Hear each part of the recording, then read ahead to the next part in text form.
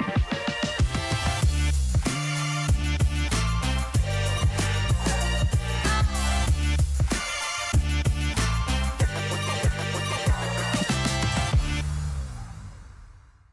everyone. I'm your host, Raj. This is Leaders Unplugged, the podcast that brings the conversation about moments, decisions, and unconventional approaches that define great leadership. Today, we are diving into a crucial topic: how leadership fuels the innovation agenda. In every organization, innovation doesn't just happen. It's driven by bold leaders who challenge the status quo and create a culture of transformation. Only 21% of organizations achieve their innovation goals, as many challenges stand in their way. This is according to NTT Data 2023 Innovation Index. To help us unpack this, we have a special guest, Dr. Suraya Sulaiman from 𝗀𝗃𝗀𝗀 and a leading expert in innovation strategy and execution. She's here to provide powerful insights on how leaders can foster innovation, avoid common pitfalls, and make a real impact. Dr. Suraya, when I got your name card, I was a bit curious about the title that you carry. It's called Innovation Provocateur. Can you explain what does that mean? Wow. I think essentially it's really that, to provoke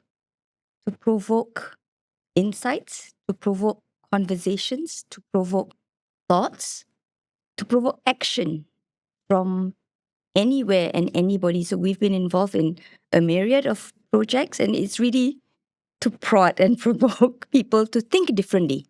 Because essentially it's really about asking why not, right? And we always need to keep asking these questions of why not to push boundaries for any organization to renew itself. And how did innovation become your areas of interest? I understand that you were a medical officer before.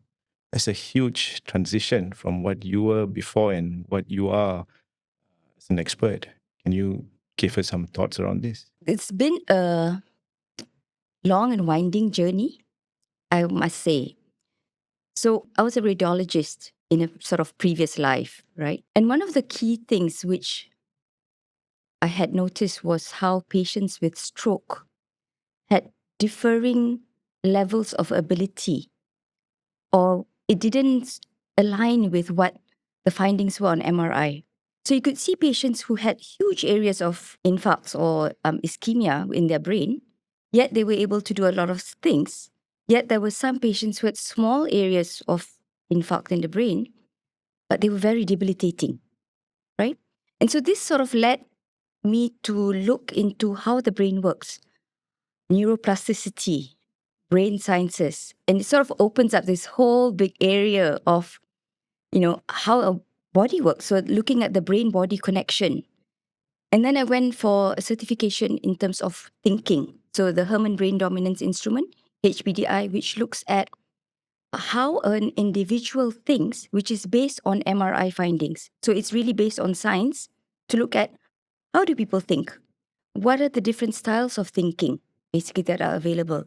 This then led to another area or another dimension of stress management, because when an individual is under stress, you're going to go to your default way of thinking. And so this, it's sort of snowball, I would say, the whole area of interest, looking at peak performance in individuals, right?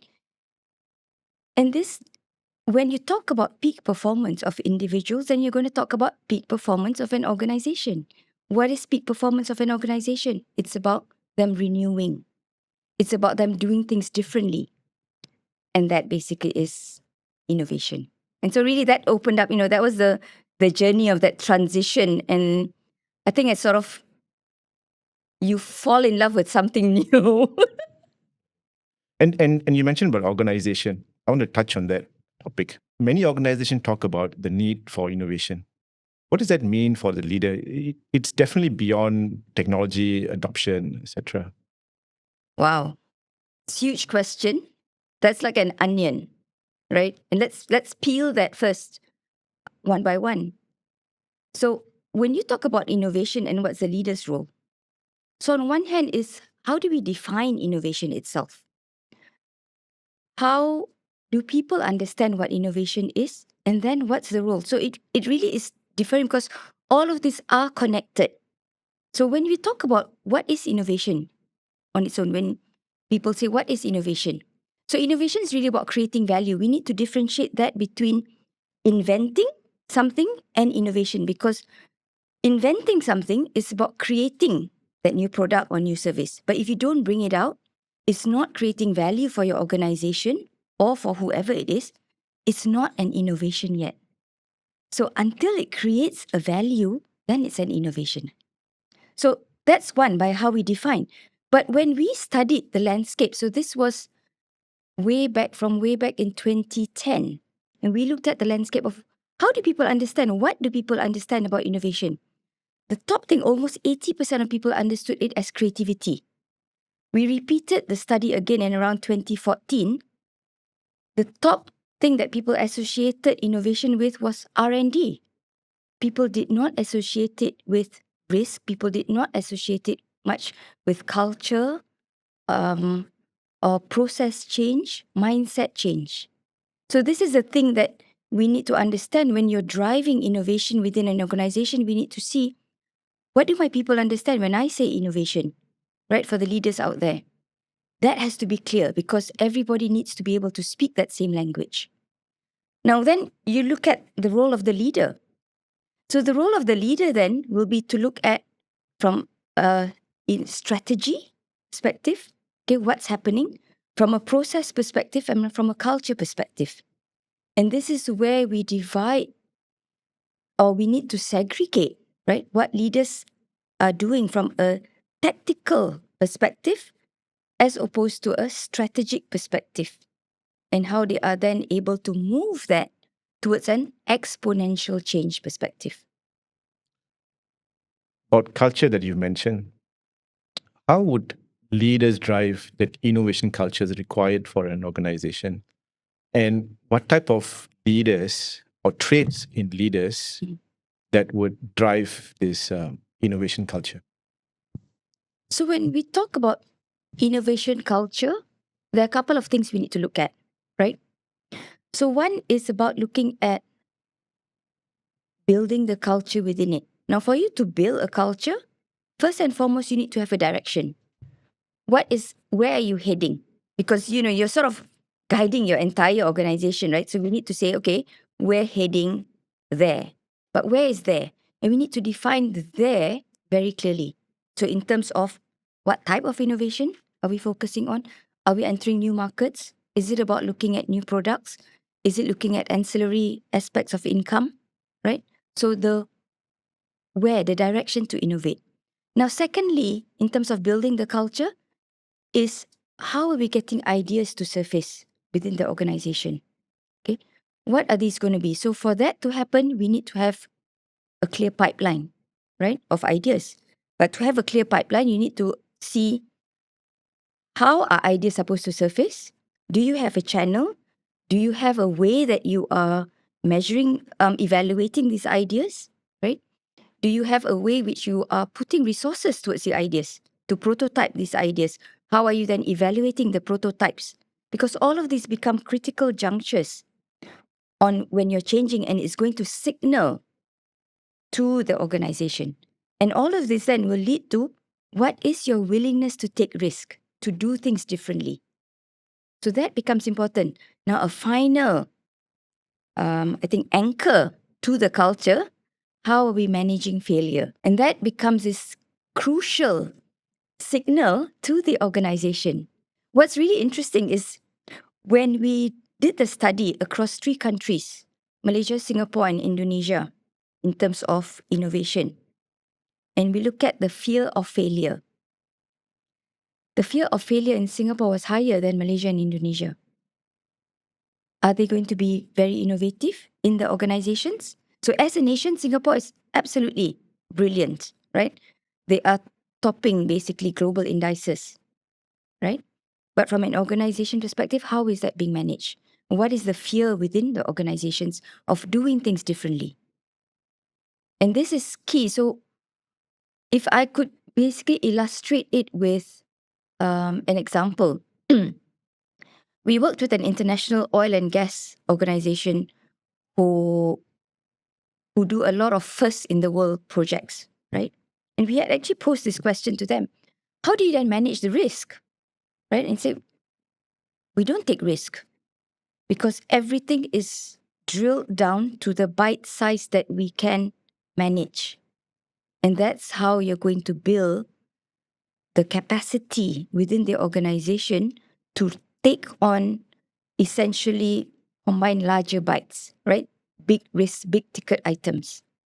And so you got to build that into the fabric of the organization, because otherwise nobody's going to put their necks out if they know that their head's going to be on the chopping board when things fail.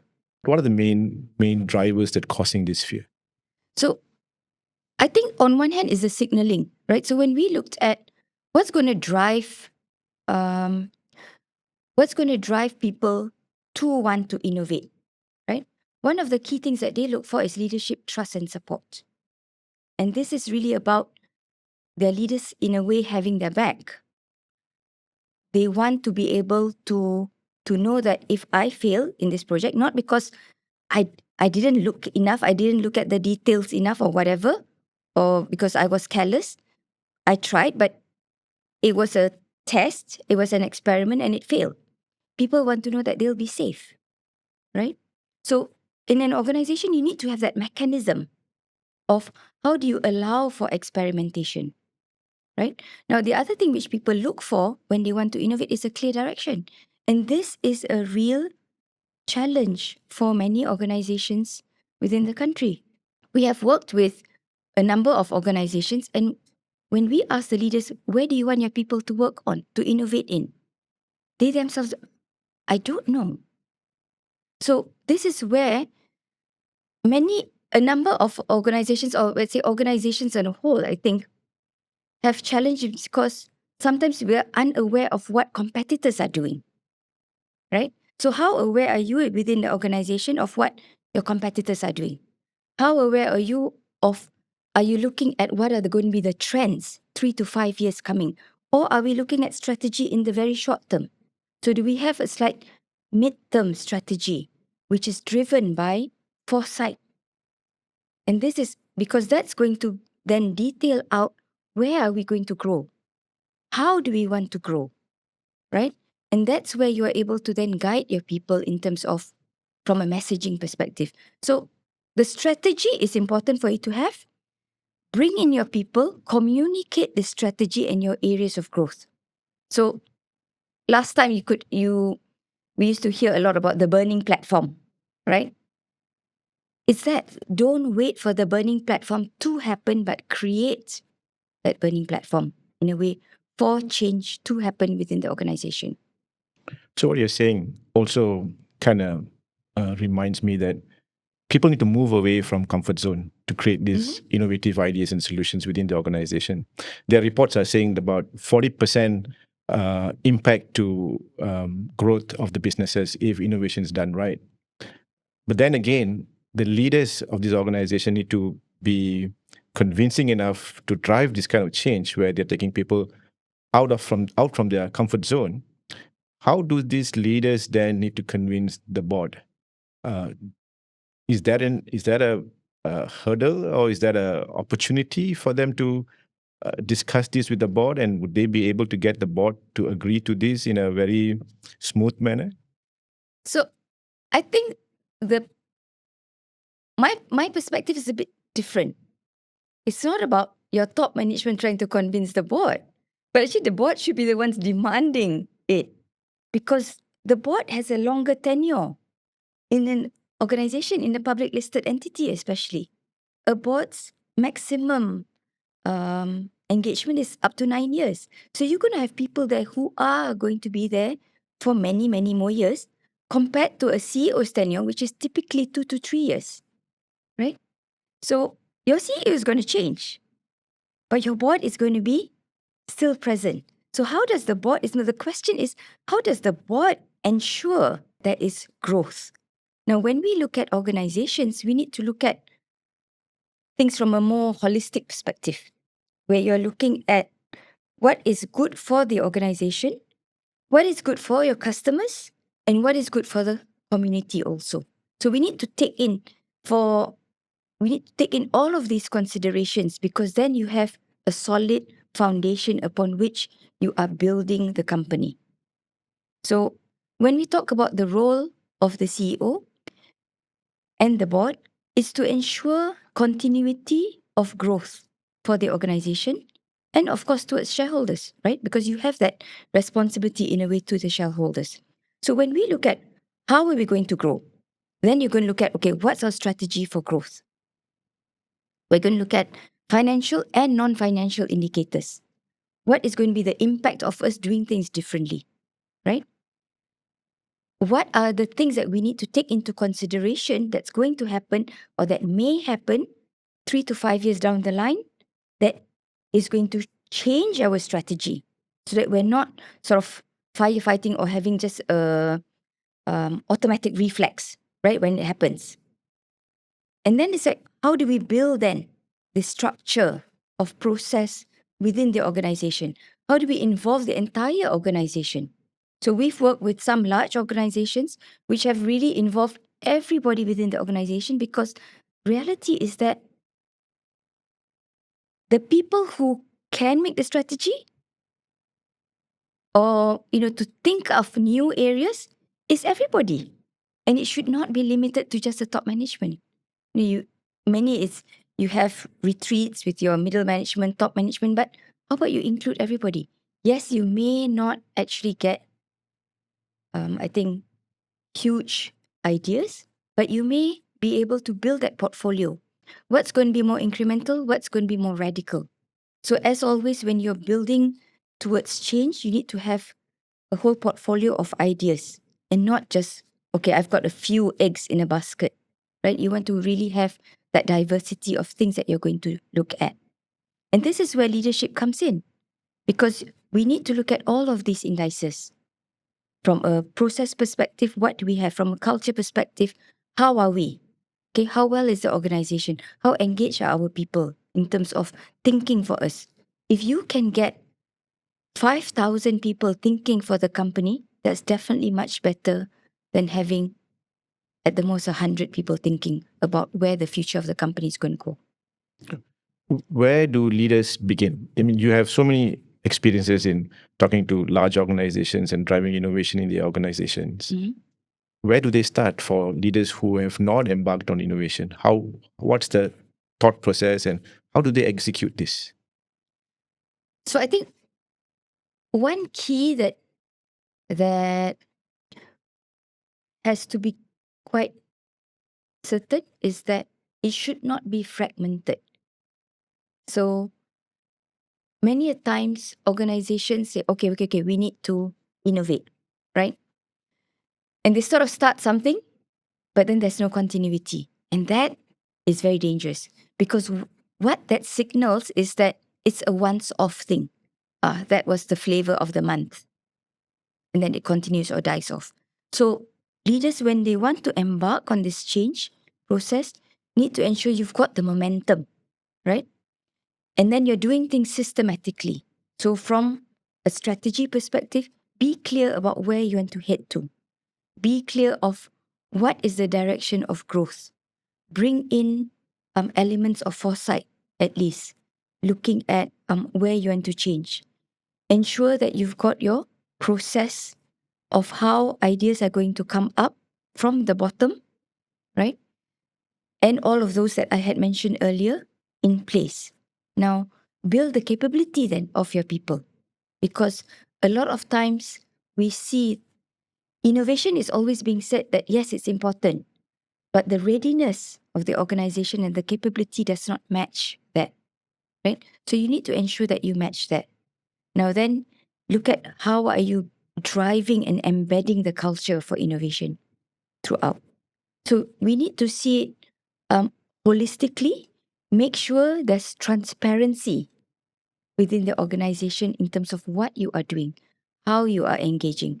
One of the key killers in organizations when it comes to innovation are silos, bureaucracy, hierarchy, and bias, cognitive biases. So how do we break those within the organizations? How How do we get people to think differently? What are the signals from the leaders? Need to get buy-in, not just the top management. Your middle management also has to have buy-in towards this change process. Because once you have buy-in from your people in terms of the change, the road becomes just much easier. Do they need to set up a dedicated unit to drive innovation, or it can sit in existing divisions or department that's closely related to innovation? That's really interesting that you asked that. For the one reason, innovation units should not be the ones doing the innovation. Innovation should be happening in every single other business unit. So one of the key things when in our work, what we've seen is that when people associated innovation with R&D, what happened was that, well, if you're in R&D, then you're supposed to innovate. I don't need to innovate. And that is what's happening a lot of times because people don't see themselves critical to the innovation journey within the organization. So one is to paint that picture about what is the change that needs to happen everywhere for everybody and really drill that down and make it very clear and tangible as much as possible, right? Now, then the other thing would be when you are driving the change, okay? When you're making it relevant already for the people, then you need to have transparency.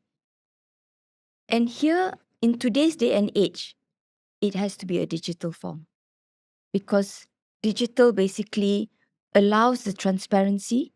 Digital gives you governance process almost automatically, and digital does not burden anyone. And digital basically addresses your hierarchy because it just flattens your organization.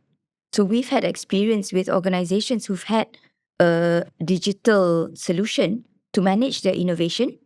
And what happened was that people from remote areas of the organization could contribute substantial ideas to the organization. So I'll tell you one example. So this was a plantation company that we were working with. And what they needed to do was to aggregate the fruits, right, from the plantation, and then that which was brought then to a collection center, which was then brought to their processing plant, right? Now, this entire process to document it, right, usually would take about 2 weeks. They opened up the challenge internally within their organization. Someone came up with an algorithm and it was drilled down to 7 seconds. How you're able to then know what was coming from the plantation, what was at the collection point at the plantation, and what finally appeared at the processing plant. Because they wanted to basically reduce leakages. Now, when people know, oops, I know that every single one of it is practically tracked in real time, leakages are going to be less, right? So that's how you're going to actually improve the whole performance of the system, the whole mechanism, and your tracking. So digital again gives you the data with it. Now, one additional benefit when you have got digital is dashboards, right? So you're able to see, okay, what am I experimenting with? Because otherwise it's when this department A, department B, department C. And who's overlooking through it all? When you've got dashboards, you've got a digital solution, you're able to see what are all the various projects which are being experimented, which are being prototyped. The leaders can have an overview of that. And we have a real life, basically, example of that happening in 𝘀𝗻𝗻𝗄𝗃 plantations, for example, right?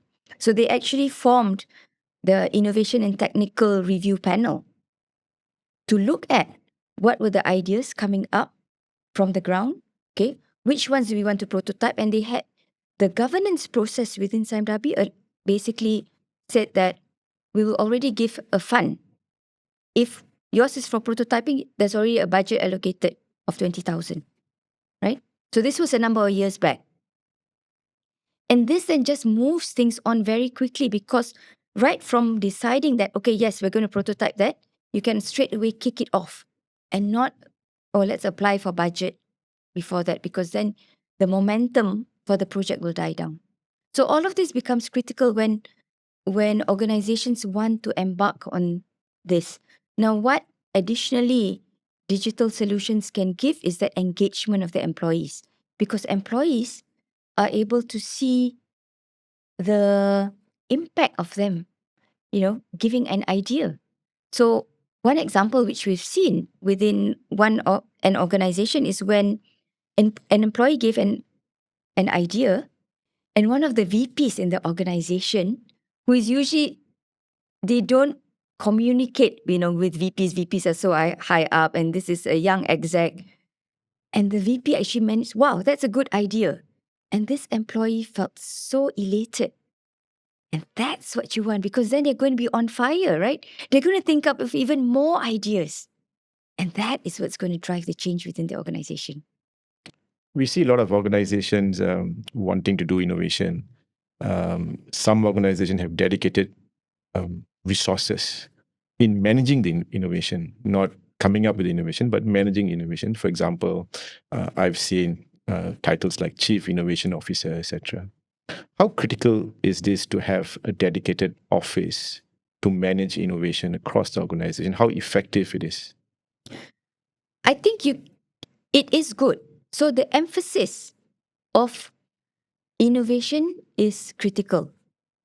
I'll sort of illustrate that with another example. So we were working with a public listed oil and gas company whose leader was extremely acutely, I think, sensitive towards innovation. So he really wanted it. And his norm during a meeting was like, how is this different? What are we doing differently at every single meeting? After the first round, people sort of were grudging, oh, I got to think of something new. Second, I got to think, this guy. By the third and fourth time, people knew that if they were going to go into a meeting with the CEO, we better come up and think of something differently. Now, that signal is what's important. Now, yes, you can have the CIO role to drive it. Yes, you can have an innovation team which drives it, right? I won't say that one is better than the other, because for each organization, it's going to be different. Each organization is unique in a way of your setup, the organization culture. How flat are you? What's the sort of nuances of the organization, right? And all of that will then dictate how innovation is going to be managed. What is key is that it has to be conscious. It has to be managed consciously, not ad hoc, not by the way, not occasionally. So it has to have that consistently, be persistent, ensure demand innovation from the leaders. And this leader can be CEO, can be CIO, wherever. And make sure that if you are going to do an innovation department, make sure you're empowering them rightly. Because the one mistake that you can do is to say, okay, I've got innovation department, and everybody thinks it's only innovation department who has to innovate, right? We've seen innovation departments being set up within organizations, and their role is not to innovate, but their role is to basically manage people, to collaborate, to synchronize, to pull, and to connect, right? So this solution, this is good for procurement. I'm going to connect you with procurement, and so that we can make it happen fast. And so that needs to be thought about. And that, to me, is unique for each organization. What about the cases where there's a concern between balancing productivity with their current workload and the need to innovate? How do they balance these in an organization? Because you have X number of hours in the office. Yeah. Do they need to work extra hours after office or over the weekend? What's the best approach to this? We tend to shy away from say that there's a best approach, because again, the approach that works is going to be different. So we've heard of 3M, where they give time out, may or may not work in some Malaysian organizations or an organization anywhere, right? But what is key is that if we are to separate out, oh, this is innovation work, this is your normal work, innovation is extra, then it's going to be extra. And people will think of it as extra. And then what happens is that nobody's going to do it because I'm only measured on my normal work, my day-to-day work. So what if we bring in innovation as part and parcel of it? What if every single department, as part of the department KPI, has innovation as part of it? Then it's going to be weaved into your daily activities. So we work with an organization, a conglomerate, which has different business units, and they're looking at their middle managers coming up with new ideas, right? So this is the interesting part because these people, while it's sort of extra, okay, apart from their daily job, they are absolutely passionate about doing these projects because they get to do something interesting to contribute to the growth of the organization. They get visibility because they're presenting directly to the CEO. So one of the key things sometimes that leaders mistake is that they think, oh, I must always reward my people monetarily because that's what people are looking for. It's not. So people want great projects also to work with. People want to be part of this bigger project within the organization because it's exciting, right? And that's going to drive that change. So as a leader, if we are able to drive that message and to create the environment. So the leader's role is really you create that environment for things to happen. And then the magic happens and allow that magic to happen. Earlier, you also mentioned about let's not make innovation as a one-off activity.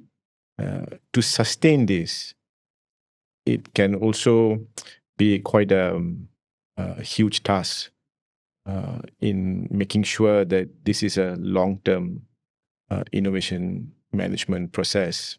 But then to embed this as part of culture is another story. How do you move from position A, where you have never embarked on innovation, towards having a sustainable way with the culture embedded in an organization? So as a leader, I would probably want to know how best to move this. I only have X number of years to show my results. If innovation is going to give me 40% upliftment in my growth or output, I have only X number of years. And I must know all my milestones. And is this part of the culture? Otherwise, it's just going to be a one-off. So how does that transition take place? So if we're to look at the analogy of a house, right? You need to have your plan first. So have your plan. And again, the plan boils down to 3 core things: your strategy, your process, and your culture. When you look at strategy, you need to be able to have it crystal clear, right? And communicate this well to the people, to your middle layer, to the bottom layer, so that throughout the organization, people understand and people are aligned. I think that's very important. Again, then we need to ensure that there's the process of, you've got your building blocks. Your process is there. You've got a process of how ideas can surface. You have your process of assessing these ideas. You have a process of prototyping. You have the budget, basically to prototype. You have the budget to scale in case of success, right? So that becomes really key. And you need to get buy-in for that already. And this buy-in needs to come right down from the board down to top management, because then they need to know. So set aside. So one of the key things that we saw is that budget flexibility. So again, allow for unplanned things. Okay, so usually what happens is that people budget already for the whole year, and then when an opportunity comes up, oh, but we don't have the budget. So we need to be able to build that budget around innovation, around innovating. And the culture will come when you set these parameters, when you basically look at, okay, how are we assessing? So how are we assessing innovation projects are going to be very different or quite different from how we are assessing normal projects. Because under normal projects, you know what is your end goal already. You know that you're supposed to do A, then B, then C, then D, and E. But when it's an innovation project, it can go A, B, fail, drop. A, B, C, F. And so you need to build in that agility in terms of managing these projects.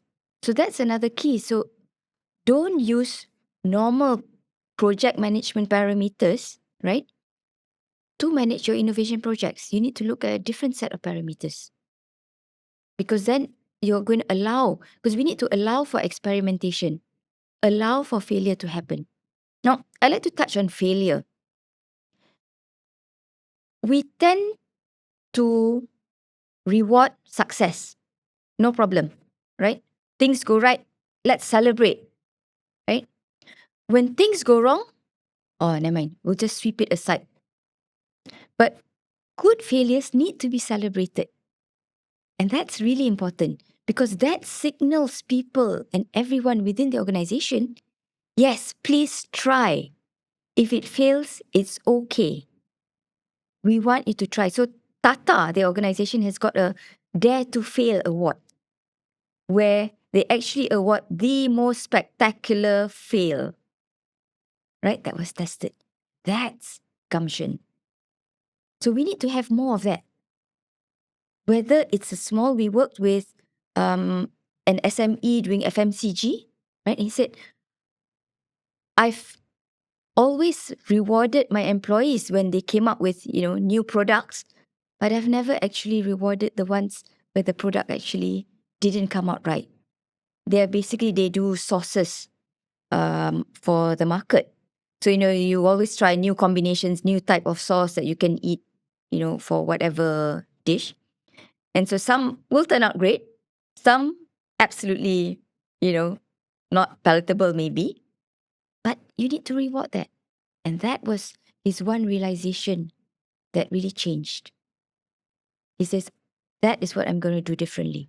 So sometimes the takeaway is going to be different for different leaders depending on the maturity of the organization, depending on where you are in that innovation journey.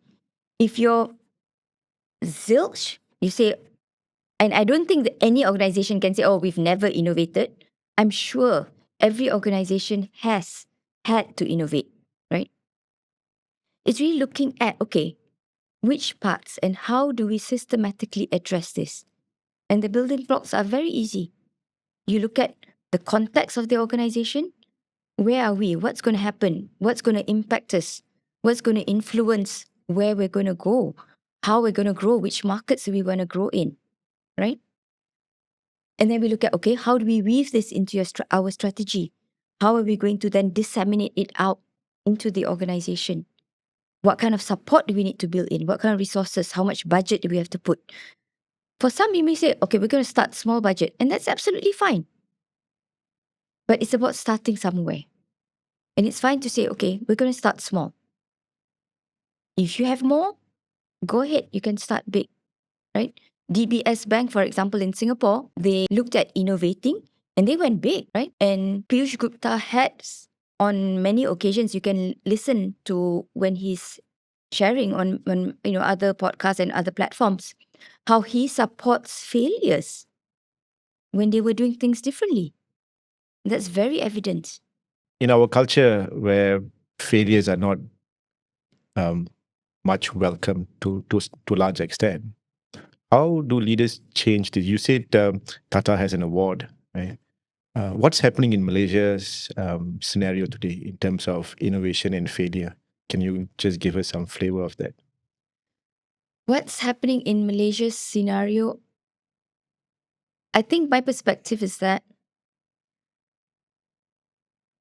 many organizations, more often than not, are a bit more short-term in their approach. It's more about, okay, how do we move, but we're not doing anything drastic. It's doing things differently is scary, right? That's a definite. But that's the gap which I think leaders need to address. Is it scary? Yes, it is. Absolutely scary to do things differently. But if we don't experiment, we're not going to change. And if you keep on doing the same things, you can't expect a different outcome. So I think that is key. And failure at the end, it's a matter of perspective, right? We look at Thomas Edison. We can say, oh yeah, he succeeded one time, or we can say he failed 1,000 times, right? So which one do you want to emphasize on? That's a good point. So failure is really a perspective. So if you don't try, you definitely failed also. Yeah, that's true too. You wrote a book, Leading Innovation, Embedding Innovation Culture in Malaysian Organizations. And you have said there are 3 types of innovation, type 1, type 2, and type 3. Can you please explain to us what do these all mean? So the attempt was, when we looked at innovation back in 2010, and people saw it more as innovation is creativity, and then innovation is R&D. What we wanted to sort of help people conceptualize, perhaps, okay, so that it's clear. See, when you want to go towards innovation, if innovation itself is fuzzy, and if I understand innovation different from how you understand innovation, it's not going to happen, right? We have to be on the same page. So we defined it as innovation 1.0 was the inventors who were driving things. These are the ones where you're doing new products. You are doing the new toothbrush. You're doing basically even oil and gas rigs, right? You're doing the research. You're doing basically inventions of products, right? The inventors, these are driven by inventors solo, and then they basically need to see how to scale, right?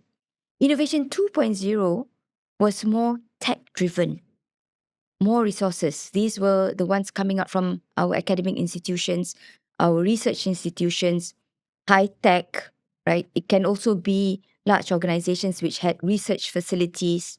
And this was Organization 2.0, where you had the money, right? You had the resources, you had the facilities to do that. Then we looked at 3.0, because then when we looked at organizations don't have research facilities, they say. So then I don't have to innovate. No. Innovation 3.0 then looked at from a mindset perspective, okay, from an organization change perspective, from an organization culture. So that was going to be Innovation 3.0, which was constraint driven. And that was the key. Constraint driven, because innovation happens when there is pain. Then you're going to do something differently, because whatever that you were doing, it's not working, right? Or you have your back against the wall. That's when you're going to start do things differently. And that's what we wanted organizations to do, because otherwise everyone was looking for, well, if I need to innovate, I need X amount of budget and I need X amount of people. Otherwise, how you can't expect me to innovate, right? And we didn't want that, because we were hearing that a lot, right, in organizations. Because people associated having to innovate with having lots of resources, whether it was people, time, or money. And that was where we wanted to differentiate. And that's where we're pushing organizations that embrace the constraints. So that's one of our innovation philosophies. Embrace the constraints, because the constraints can actually define things better for you, right? And this is what we call constraint-driven innovation, because that's going to define the box into which you are innovating in. And that, in actuality, makes it a bit easier sometimes, because things are well planned. I know I can only innovate with a budget of what I can prototype with 10,000 ringgit. It makes it much easier when I'm thinking of what am I going to prototype? What can I prototype? Rather than, oh, I've got all the money that I can, then say, oh, then I need to think about this, I need to think about that. And, it's just so much more to think about. How would leaders know that their innovation approaches are successful? What kind of metrics that they should put in order to know where they are, and if they need to pivot, how do they need to pivot? Are there any specific measurement that they can actually use? So we are a believer of data, right? Because data speaks in a way. And this is where organizations who are able to measure the organization culture, organization process, organization strategy, for example, they are the ones who are going to accelerate the growth. So have that approach of being data-driven. Assess. You know your direction, where you're going to innovate. Do your people know? Are they clear where they need to innovate? What are their aspects? Do they feel ideas are coming out, are surfacing? What are the challenges in that areas? What are the challenges that they are facing, right? And we have done for organizations where we've drilled this down to business units to see how different business units differ from one another, from management levels also, from your middle management, your young executives, because it's going to be different. Measure what do people feel in terms of from a culture, from a willingness to take risk, from a fear of failure. Okay, do they feel that the ideas, there's a clear process for them to put it through? So all of these are going to be indicators of data. It's not to penalize, right, anyone, but it's basically to see which areas do we still have space to improve. How can we do this differently? What needs to be done differently? I'm going to touch leadership again on this. What kind of leadership styles that would kind of promote or be aligned with a very successful innovation management that would produce results? Because there are many types of leaders out there. One from the creative side, one from the very analytic side. Depends how they were groomed, what's their background, etc. How much of this would affect the success of the innovation outcomes? So, on one hand, when we talk about, when you're saying leader, so we need to be clear. Is your leader only the CEO? Or is your leader basically the entire C-suite? Or is your leader, who is your leader, right? And this is where the signaling comes.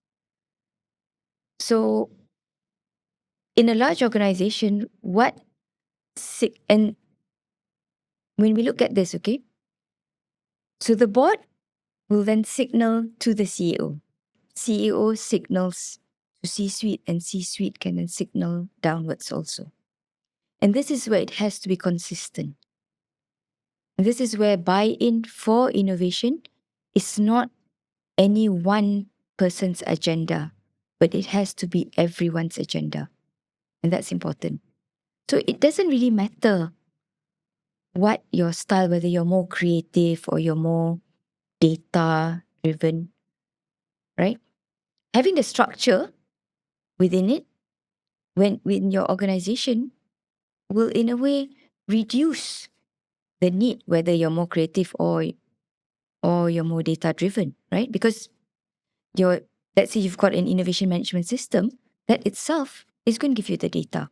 That itself is going to give you that transparency. It's going to give you visibility already. So what is important is the signaling. So again, like I said, at each time we need to be able to see, okay, what are we doing differently? And that has, if the board demands it from the CEO, the CEO is going to do it. But if the board is the one who's always hammering CEO, why are we spending that money? Right? Yeah. What's the ROI on that? Right? When do you expect ROI? So we need to have that structure Some again. flexibility. That flexibility. We're not saying you can put aside. So you can put aside, okay, this is the budget. And it's up to the organization to put aside. Right? But then also then it's like, okay, with that budget, what are you expecting? And we have worked with many organizations where there's no silver bullet about it. And does it take time? Yes, it does take time. Because you're going to embed. It's not going to, okay, if I start, I'm going to see my results in 6 months, I'm going to get turned around, everybody's going to be innovative. No. Okay, so we need to, and everything needs to, in a way, happen concurrent. Because if you are sending the staff, right, our staff for capability building, whether it's design thinking, agile, scrum, right, whatever it may be, but you don't have the direction to innovate, which is unclear, where is that new knowledge going to go? Then you say, oh, but we sent you for training and I don't see an outcome. So everything in a way needs to be concurrent. The strategy needs to be there. Your process and capability building needs to be there. The culture needs to be there. So it's not sequential. It's not sequential. It has to be concurrent and then you're going to see the change. So, and you're going to have, again, what's going to be your incremental and what's going to be the radical change? What is our appetite? Be clear about the appetite that the organization has, right? And because that appetite is going to be dictated downwards. Okay, how much risk are we willing to take? So, of course, fear of failure, addressing failure, that's definitely right from the top is the signal again. If you as a CEO say, it's okay, who is to say otherwise? And that's the signal which needs to be present.